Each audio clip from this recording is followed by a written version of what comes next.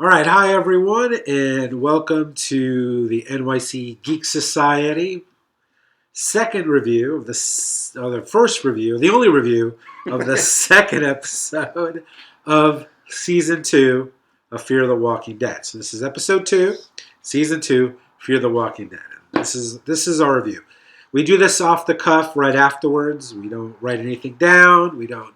This is just our feelings immediately after watching the episode.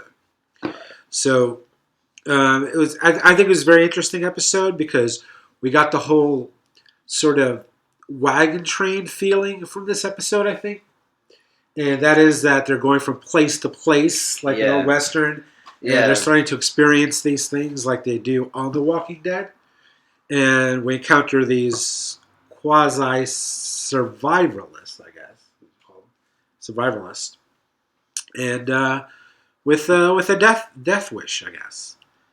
And I guess the mystery deepened a little bit here with Strand. Yeah. Who Strand is talking to on his phone or satellite phone or whatever that was. And Daniel seems to be uncovering what's going on. So it's interesting, I think, that the show continues to be, it doesn't move at a breakneck pace. It still moves very, very slowly. Which I don't mind myself. Yeah. So actually what I was thinking during watching this, I've been thinking of that Walking Dead Prime has sort of become a lot like a Western. And this is almost like a sea adventure, where instead of going from town to town, it's like going from port to port, Okay. And I find it interesting because, like, if it sticks with that sort of formula of maybe at the beginning of every episode or two, you see another village or another light go on or some random thing that they just stop to check out, that could get interesting. I find that as an interesting concept. Well, how long is this boat thing going to last anyway? Is it going to be one more episode on the boat? Well, I mean, they've kind of, all their marketing is about, what does it say? Like, no safe dock or something like that on all the billboards. I can't remember exactly. No safe port. Right. So, I mean, all of their marketing has been around the boat and the water and all of that. So I assume that it is going to stick with that, but who knows, of course. Well, maybe for this season or half season. Because it'll be like the prison was, and Fear the Walking Dead, or the farm was, or Alexandria is. They're just places where there are for a short period of time, I think. Yeah.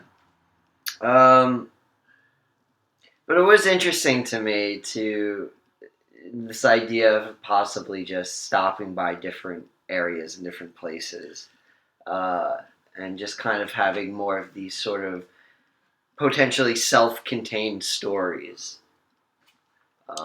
Well, they also have the threat out there, this other boat that's chasing them. Right. The boat that might have killed those people on the other boat.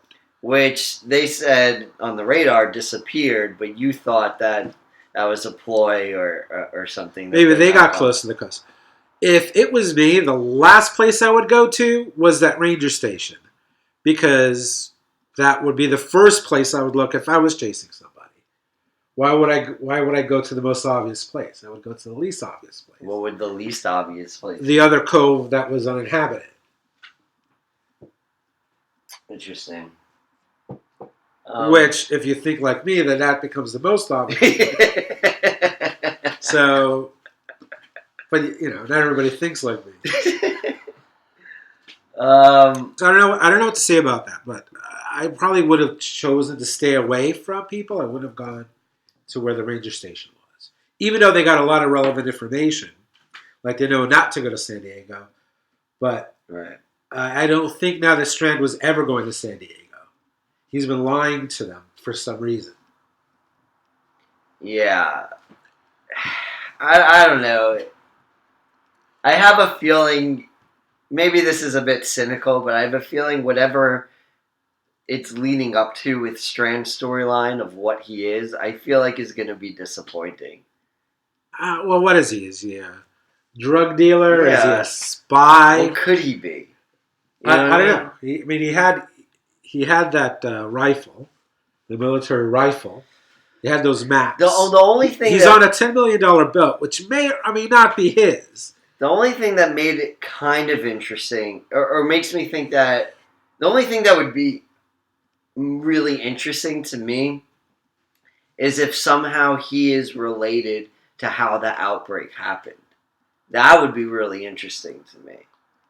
That it did seem that he is kind of prepared for this sort of thing. Why was he locked up then with everybody else? I don't know. We don't really know how it happened, but He might be, I don't know, maybe he's DEA. I almost feel like there's got to be some drug angle here. A $10 million boat, military weapon, very secretive. He's obviously not just a businessman or anybody that just has a $10 million boat.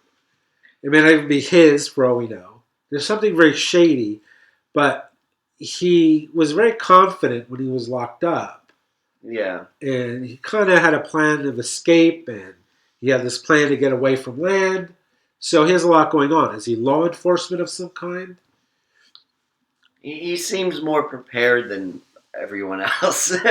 Well, he's mentally prepared, that's for sure. Yeah, but that could be interesting to me because one of the things that they talked about with this series is that you'll be able to find out things that you wouldn't otherwise be able to find out in Walking Dead Prime. You mean like what started the outbreak? Maybe.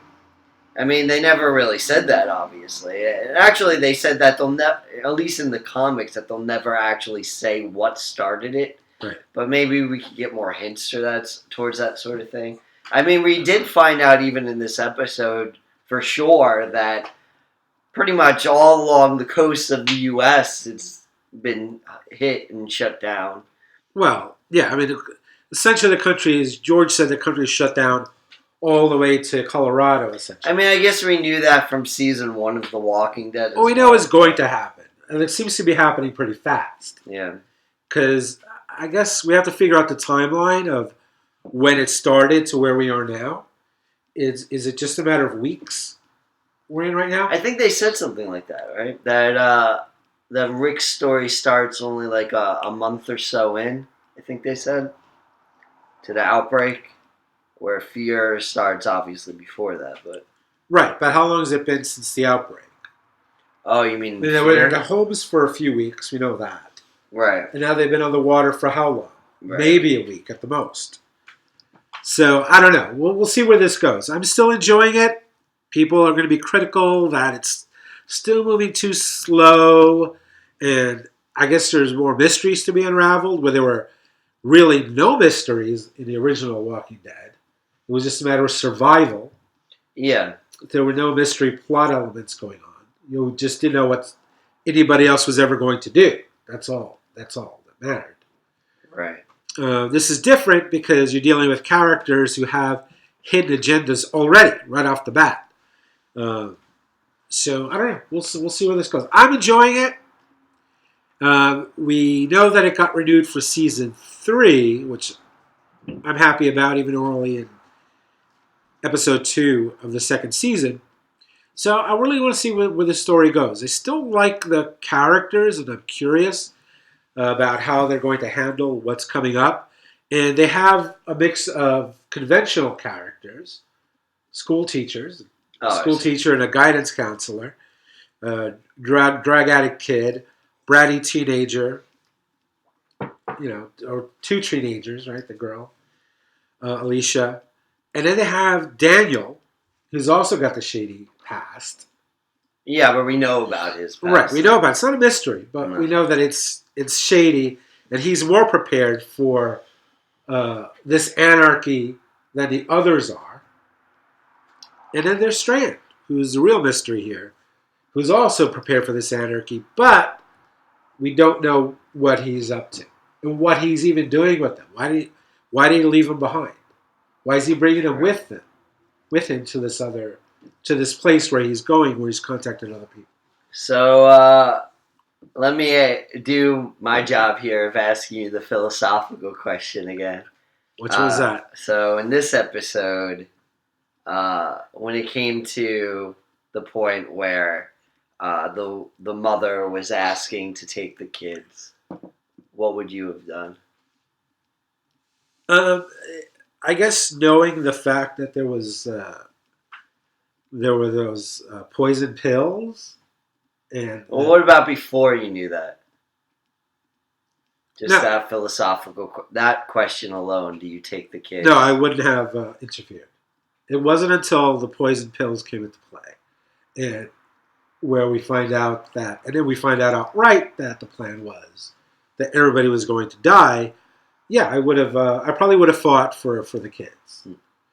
Uh, I may not have even left the boy behind. I might have shot the older kid. Yeah, because that's what I was going to ask next. Yeah, I might even still fought for the boy then too. You know, I don't know if I would have left them. I wouldn't know if I would have just left. See, that's my instinctual answer to say that I would want to take the kids, and even at the end fight for the boy. Right. But the reality of that situation is they don't know if where they're going is going to be safer. No, you don't. The safest point still might be on that island with that guy. I mean, you don't really know. I mean, they're getting a few walkers every now and then. But Right, but it's one of those things where we know where this world is headed to. And right, somebody, you can't hold up anywhere because somebody is going to find you. Yeah, but you don't know. I mean, that's the thing. It's a difficult situation, but as far as our characters in the series know, that the next port they go to could be even more freaking deadly than where they are now. You know, It could be, yes. Trying to take care of a young child. I mean, Right, unless he ends up turning into Carl, I don't know. Well, yeah, but that's different than sure death at the hands But of it's your own not father. certain death. Oh no, I'm talking about how this episode ends. The father's dead, you know. Right. Well, again, it's sure death with him with his teenage brother. You know, there's less of them, less chance they're going to survive. I don't know, not necessarily. You don't know if anyone else is really going to find them. Maybe eventually, but maybe at that point things everybody is found. You know that, and especially since they're on the map, there's people with bad intentions up and down the coast. If our group found a ranger station, others will too.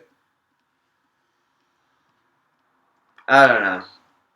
Again, if I'm thinking it from the perspective of what that group knows right now, I think that it might make sense to leave the kid there, just because they don't know where they're going is going to be even more. No, they don't know. They don't know. Yes, but I'm saying just from what I know, I probably would have fought for the kid. Which again is the problem with this series to begin with, that we as the viewer know more than the characters do. Well, just in this series, not in The Walking Dead. No, that's what I mean. Yeah, in this series, we know how bad it's going to get. Right. Does that take you out of it at all? I don't know. It's like watching historical fiction, and you know what's going to happen at the end. That's interesting. So it doesn't really. I just look at it that way. Or maybe you could even think about it. I mean, we won't go too much into it, but in Better Call Saul, where you know that it leads up to Breaking Bad and what happens to some of these characters. Yeah, we already know it's going to happen to Mike eventually. Right. We know no spoilers on that, though. we know where. I mean, in the show we see where Saul ends up, right. But we know what's going to happen later on. Right. So and other characters as well. It's similar here. With Salamanca and Tuco, we know where right. We know their fates eventually. So it doesn't take me out of it either. Right. Like I said, like watching historical fiction. You know what the ending is going to be. But I think that, to me, it is still interesting, but it does take me a little bit out of it just because I don't... The interesting part of Fear of Walking Dead to me is that we see how these characters act in the beginning of this outbreak and how they cope with things. But is that interesting enough to hold an entire series, Where they're always going to be behind where we are in The Walking Dead. Right, but there's also a geographical difference as well. Is that going to be interesting enough? Well, we'll see. That's already why we don't have walkers, we have floaters. Right.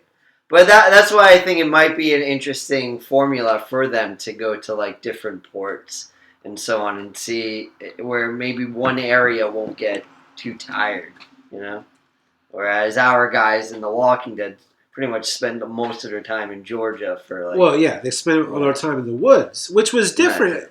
One thing that struck me interesting about this episode was that one thing that we're not used to in The Walking Dead is the wide open spaces and the stars. Yeah, we're always in the woods. We're always in the woods. The Walking Dead is very claustrophobic, even when they're in other places. I mean, the woods are claustrophobic. Woodbury seemed very small. Right. The prison was small. They never really sit and look at the stars. They don't have those moments. Right. And Nick's kind of right that there's sort of a beauty to the end of the world, Well, yeah, there's a silence to it. Yeah. And that's what he's appreciating. I like where they say that, we cured the environmental problems. Yeah, so they call it the climate crisis. Yeah. Well, no, but that goes back to what George was saying, that this is nature correcting itself. If you take the environmental angle, then man is a virus on the earth. So nature unleashes a way to get rid of that infection. Right, which I don't know how much I'd buy. I mean, they talked about it at the end of The Walking Dead Season 1 as well, where, every species kind of has their extinction event. But when you look at history, mankind has thought our extinction event has come numerous times, and we always end up surviving somehow, Yeah. So I thought it came recently with Batman versus Superman. That should have been an extinction event. That was it. That was the biblical ending. We got past it. You know what to say. All right, I think we covered it pretty much. All right. Yeah.